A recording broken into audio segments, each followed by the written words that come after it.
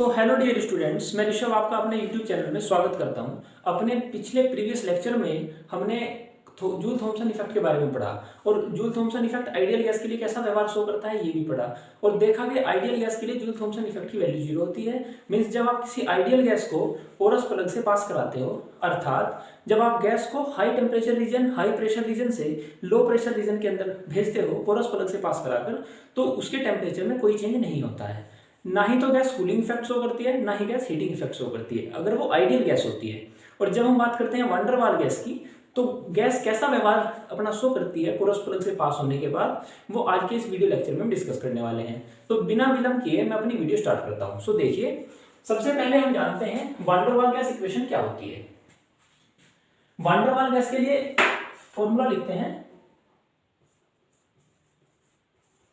Van der Waals gas equation क्या होती है,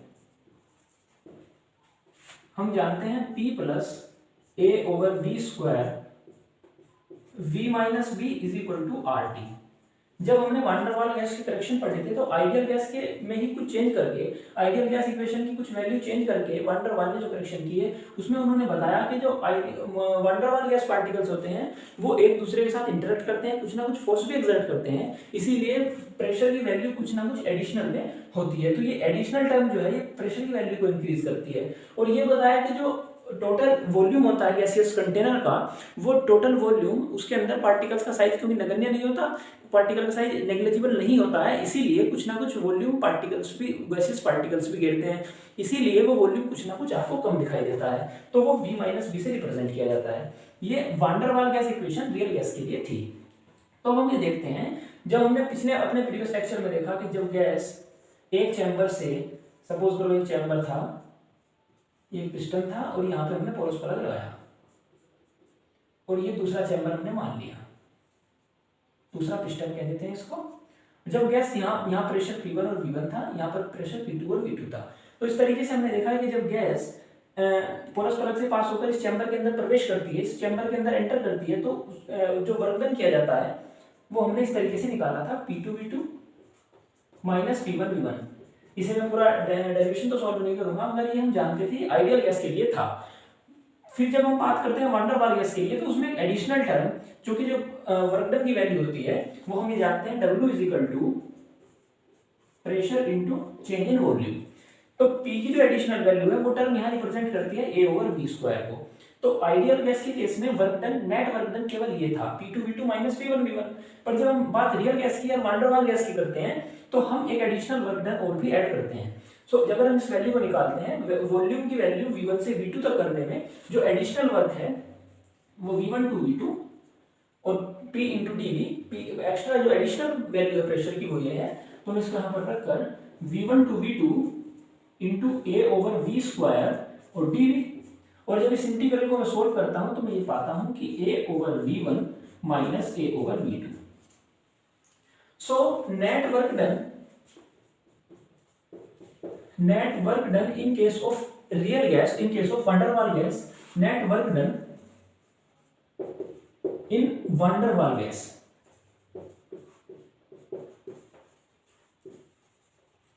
हम ये लिख सकते हैं W is equal to P2 V2 minus P1 V1 plus A over V1 minus A over V2। ये वर्क डन की वैल्यू इसमें एक्स्ट्रा ऐड कर देता हूं। अब ये वैल्यू मैं कहां से निकाल सकता हूं, उसके लिए आप अपनी van der Waals gas equation को PV की फॉर्म में लिख लेते हैं।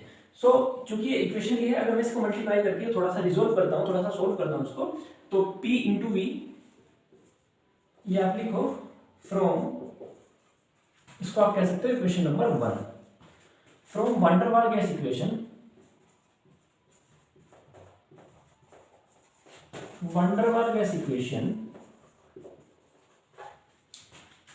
P into V minus PB plus A over V और minus AB over V square is equal to RT। चूंकि A और B ये दोनों कांस्टेंट हैं और वॉल्यूम नेग्लिजिबल, तो हम इस टर्म को नेग्लिजिबल मान सकते हैं। ये वैल्यू कांस्टेंट और स्मॉल वैल्यू है, इसलिए इसको हम नेग्लिजिबल मान लेते हैं। तो बची हुई इक्वेशन ये हो जाती है और PV इज इक्वल टू, अगर मैं इसको PV के इक्वल में लिख लेता हूं, क्योंकि हमको P2 V2 और P1 V1 वैल्यू कैलकुलेट करनी है at volume V1 at pressure P1 at volume V2 at pressure P2। So मैं इसको PV की फॉर्म में इक्वेशन को लिख लेता हूं। तो PV is equal to RT plus PV minus A over V। Okay, इसको आप इक्वेशन नंबर 2 बोल सकते हो। और from equation number 2, when we put the value for volume V1 and for pressure P1, so equation become P1 V1 is equal to RT1 plus P1 V minus A over V1, और in the second equation P2 V2 is equal to RT2 plus P2 V और minus A over V2। आप इन equations को equation ए और equation B बोल सकते हो माना। अब अगर मैं ये इक्वेशन की वैल्यू यहाँ से P1 V1 P2 V2 की वैल्यू उठाकर इक्वेशन नंबर 1 में रख देता हूँ, तो P2 V2 की वैल्यू यहाँ से लेता हूँ और P1 V1 की वैल्यू यहाँ रख देता हूँ। चलिए शुरू करते हैं। W is equal to P2 V2 minus P1 V1 plus A over V1 minus A over V2। यहां तक हमारे पास वैल्यू थी। अब मैं ये वैल्यू फ्रॉम इक्वेशन ए और बी से पुट करता हूं इस इक्वेशन के अंदर, क्योंकि हमको ये निकालना है नेट वर्क डन। तो W is equal to P2 V2 की वैल्यू आप यहां से लिख सकते हो RT2 plus P2 B minus A over V2 minus RT1 minus P1 B और minus plus A over V1 plus A over V1 minus A over V2। जब इस पार्ट को मैं सोल्व करता हूं तो R T2 minus T1 minus P1 minus P2 B common ले सकता हूं P2B और P1B से, और ये minus A over V2 minus A over V2 A over V1 plus A over V1, so plus 2 A over V1 minus A over V2। W is equal to, ये हमारे पास value है। मैं इसको रख सकता हूं।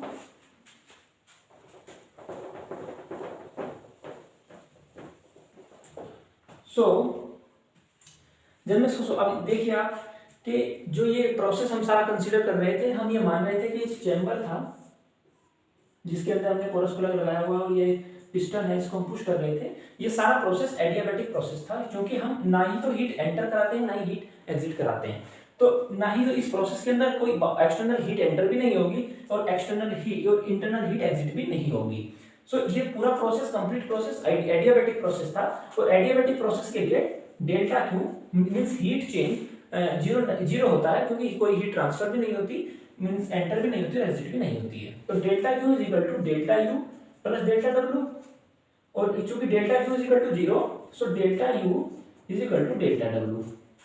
ये चूंकि ये नेटवर्क डन है इसीलिए, और delta U is equal to हम ये जानते हैं कि CV is equal to D U over D T. So D U is equal to CV D T. तो जहां पर वर्क डन है वहां हम सीवी ओवर डी टी को पुट कर सकते हैं। तो अब हम इस वैल्यू को पुट करते हैं सीवी डी टी, ये रख कर दीजिए आप,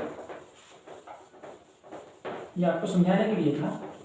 तो CV D T is equal to R T two minus T one minus P one minus P two into B plus 2 A over V one minus A over V two. So CV D T is equal to, अब suppose करो कि temperature जो है वो temperature range या temperature change ज्यादा बड़ा change नहीं है, तो T1 is equal to T2 is equal to मैं T मान लेता हूँ, और टेम्परेचर चेंज को चेंज इन टेम्परेचर को dt से रिप्रेजेंट कर लेता हूँ। तो T2 माइनस T1 को मैं dt लिख देता हूँ। तो R dt minus P1 minus P2 into B plus 2 A over V1 minus A over V2। अब हम ये जानते हैं कि जो आइडियल गैस इक्वेशन थी, अगर मैं उसमें थोड़ा सा मॉडिफिकेशन करता हूं, क्योंकि PV is equal to RT so V is equal to R T over P और V1 is equal to R T1 over P1, V2 is equal to R T2 over P2। V1 V2 की value अगर मैं यहां पर put कर लेता हूं,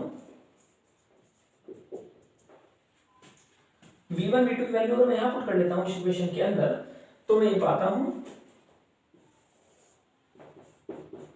CV dt is equal to R, मैं इसको वापस से वही लिख लेता हूं, T2 minus T1 minus P1 minus P2 into B plus 2 into A over R T1 into P1 minus A P2 over R T2। देखिए जरा कि समझ आया कि नहीं आया। मैंने V1 और V2 की वैल्यू इस इक्वेशन में यहां पर पुट कर ली है। सो जब मैं सोल्व करता हूं, आप सोल्व करके देखिए, A P1 over R T1 minus A P2 over R T जो है, अगर इस पार्ट को अगर मैं और थोड़ा सा सोल्व करता हूं तो CV dt is equal to R, अगर मैं इस टेम्परेचर चेंज को टेम्परेचर T1 माइनस T2 कर लेता हूं, मींस इसको कहते हैं इनिशियल टेम्परेचर, इसको फाइनल टेम्परेचर, या पुरुष पलक से पहले वाला टेम्परेचर और पुरुष पलक के बाद वाला टेम्परेचर, या आप बोल सकते हो हाई प्रेशर रीजन वाला टेम्परेचर और लो प्रेशर रीजन वाला टेम्परेचर, या बोल सकते हो कि पुरुष पलक से पहले वाला मींस पास होने से पहले वाला। जब ये हम चित्र से बताऊंगा मैं अभी आपको, तो मैं इसको लिखता हूं T1 माइनस T2, तो यहाँ माइनस साइन लगा दूंगा। अब इसको मैं सोल्व करता हूँ P1 minus P2 into B और plus 2A over R। T1 और T2 को मैं यहाँ पहले बताकर आया हूँ कि टेम्परेचर के अंदर जो चेंज है वो ज़्यादा लार्ज नहीं है, वो स्मॉल चेंज है, means 1 degree Celsius 2 degree Celsius, तो इस चेंज को हम इक्वल मान सकते हैं। तो temperature T1 is equal to T2 is equal to T कह सकता हूँ, और टेम्परेचर चेंज को मैं dt से रिप्रेजेंट कर सकता हूँ। तो बस यही करने वाला हूं मैं, P1 माइनस P2।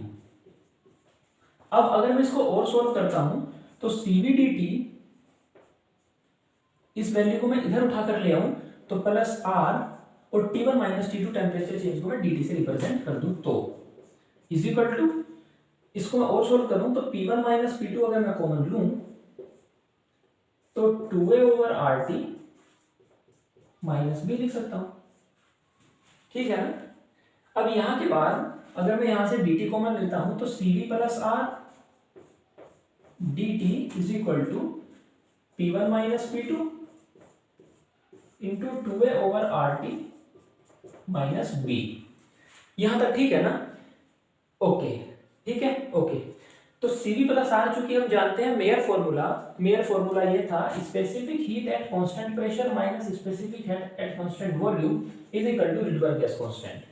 तो यहां से मैं Cp की वैल्यू CV प्लस R से रिप्लेस कर सकता हूं। तो CV प्लस R की जगह अगर मैं लिखता हूं Cp dt is equal to P1 minus P2 और 2A over RT minus B। अब ये यहां तक मैंने सोल्व कर लिया इसको, मैं इसको Cp को अगर यहां से हटाकर यहां पुट कर दूं तो Cp। अब ये हुआ टेम्परेचर चेंज, या इसको और थोड़ा सा चेंज करके ऐसा लिख सकते हैं, क्योंकि T1 माइनस T2 को मैंने D2 लिखा है, इसीलिए T1 minus T2 is equal to P1 minus P2 over Cp और 2A over RT minus B। आप इसको यहां तक नोट कीजिए, और इससे वंडरवाल ने क्या रिजल्ट निकाले, जो थॉम्सन इफेक्ट वंडरवाल गैस पर और रियल गैस पर कैसे अप्लाई होता है, उससे क्या रिजल्ट निकलते हैं, मैं आपको थोड़ा स्पेस करके बताता हूँ। चलिए फिर शुरू करते हैं। हमने वहां पर निकाला T1 minus T2 is equal to P1 minus P2 over specific heat at constant pressure into 2A over RT minus B, जहां पर A और B वंडरवाल गैस इक्वेशन के अंदर जो कांस्टेंट है A और B, ये वही कांस्टेंट है P1 P2। अब देखो एक बार मैं इसको फिगर को बनाता हूं, अगर ये रिप्रेजेंट करता है पोरस प्लग को, ये पिस्टन 1 है और ये पिस्टन 2 है। अगर यहाँ पर प्रेशर P1 हो, यहाँ पर प्रेशर P2 हो, यहाँ का वॉल्यूम V1 हो, यहाँ का वॉल्यूम V2 हो, यहाँ का टेम्परेचर T1 हो और यहाँ का टेम्परेचर T2 हो। तो जब गैस पोरस प्लग से पास होकर दूसरे रीजन में पहुंचती है तो गैस या तो हीटिंग इफेक्ट शो करेगी या कूलिंग इफेक्ट शो करेगी या कोई चेंज शो नहीं करेगी। तो अगर initial temperature means porous plug से पहले वाला टेम्परेचर T1 हो, बाद वाला टेम्परेचर T1 हो, T2 और अगर T1 ग्रेटर देन T2 हो तो हम कहेंगे कि सपोज करो ये 50 डिग्री सेल्सियस हो या 30 डिग्री सेल्सियस हो, तो हम कहेंगे कि गैस कूलिंग इफेक्ट शो कर रही है। तो T1 माइनस T2 अगर T1 ग्रेटर देन T2 हो तो T1 minus T2 greater than 1 means positive value. Okay, यहां तक कंफ्यूजन तो नहीं है। तो means T1 minus T2 greater than 1 means positive value. अब चूंकि प्रेशर, अब इस रीजन का प्रेशर, क्योंकि पोरस प्लग से पहले वाला जो रीजन है उसका प्रेशर हाई है, हाई प्रेशर रीजन से हमने यही पढ़ा था जूल थॉमसन इफेक्ट में कि जब गैस हाई प्रेशर रीजन से लो प्रेशर रीजन की ओर मूव करती है तो वो या तो हीटिंग इफेक्ट शो करती है या कूलिंग इफेक्ट शो करती है। यही जूल थॉमसन इफेक्ट है। तो P1 की वैल्यू P2 से बड़ी है तो इसीलिए ये वैल्यू पॉजिटिव है। तो इस वैल्यू के पॉजिटिव होने के लिए means T1 minus T2 is greater than 1 means positive value होने के लिए ये जरूरी है कि ये टर्म पॉजिटिव वैल्यू होनी चाहिए। ओके, तो मैं इसको ये कर सकता हूं कि 2a over RT minus b also greater than 1। Okay, greater than 0। तो मैं इसको ये लिख सकता हूं ग्रेटर देन 0, पॉजिटिव वैल्यू होने के लिए जरूरी है। तो 2a over RT greater than b, और मैं इसको लिख सकता हूं कि T less than 2a over RB, जहां पर R रिडबर्ग गैस कांस्टेंट है और A और B वान डर वाल गैस के कांस्टेंट हैं, वान डर वाल गैस इक्वेशन के कांस्टेंट हैं। सो ये जो टेम्परेचर है मींस ये कह सकता हूं कि अगर T की value less than 2a over RB होती है तो gas heating cooling effect show करती है, और यही है हमारा जूल थॉमसन इफेक्ट वान डर वाल गैस इक्वेशन के केस में। तो T less than 2a over RB अगर है, Ti रिप्रेजेंट द T अगर less than 2a over RB है तो गैस कूलिंग इफेक्ट शो करती है, और अगर T1 minus T2 less than 1 हो मींस अगर ये निगेटिव वैल्यू हो, ये अगर निगेटिव वैल्यू हो तो निगेटिव होने के लिए ये भी वैल्यू निगेटिव होनी चाहिए मींस ये वैल्यू 0 से कम होनी चाहिए। तो ये शो करती है यहां पर कूलिंग इफेक्ट। इफ, इसको आप बोल सकते हो case first. Case second, T1 minus T2 less than 0। ये निगेटिव कब होगा? जब ये वैल्यू भी लेस देन 0 होगी। तो 2a over RT minus b भी less than 0 means 2a over RT less than b और t greater than 2a over RB। तो अगर t की वैल्यू 2a ओवर RB से ज्यादा है तो हम कहेंगे कि गैस हमारी शो करेगी हीटिंग इफेक्ट। ओके, और अगर मैं ये कहता हूं केस थर्ड कि T1 minus T2 is equal to 0, अगर गैस कोई भी टेम्परेचर के अंदर चेंज शो नहीं करती है तो 2a over RT minus b is equal to 0 means T is equal to 2a over RB। तो ये टेम्परेचर, जिस टेम्परेचर पर कोई गैस जिस टेम्परेचर पर कोई गैस टेम्परेचर चेंज शो नहीं करती उसको कहते हैं हम इन्वर्जन टेम्परेचर। और यदि टेम्परेचर इन्वर्जन टेम्परेचर से बढ़ा दिया जाए मींस इस केस के अंदर अगर टेम्परेचर इन्वर्जन से बढ़ा दिया जाए तो गैस शो करती है हीटिंग इफेक्ट, और टेम्परेचर को अगर इन्वर्जन टेम्परेचर से कम कर दिया जाए तो गैस शो करती है कूलिंग इफेक्ट। यही है वान डर वाल गैस इक्वेशन के लिए जूल थॉमसन इफेक्ट, और इसी से ये फॉर्मूला है वान डर वाल ये इन्वर्जन टेम्परेचर का।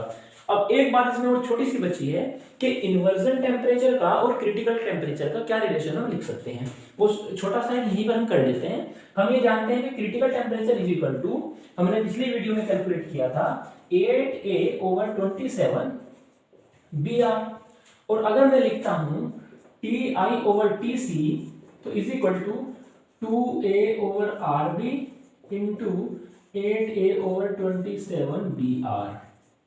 तो मैं br से br कैंसिल कर सकता हूं और a से a कैंसिल कर सकता हूं, 2 से 8 कैंसिल कर सकता हूं 4, तो Ti/Tc इज इक्वल टू 27/4।